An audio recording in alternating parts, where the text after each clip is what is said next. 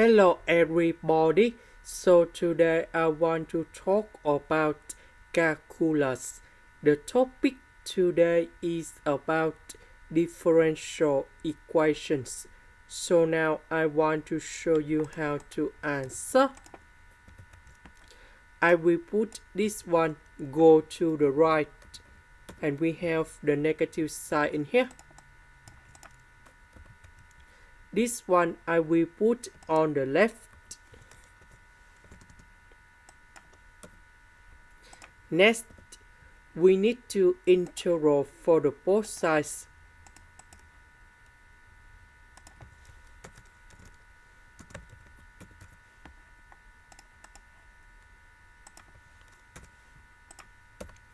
Next, we have the formula in here. The integration of s to the power of n ds. We have s to the power of n plus 1 over n plus 1, and I will put about c. This one, we put number 4 gone here. So we have 4 plus 1, we have number 5. And we have like this, the integration of dy. We have y, and I will put about c.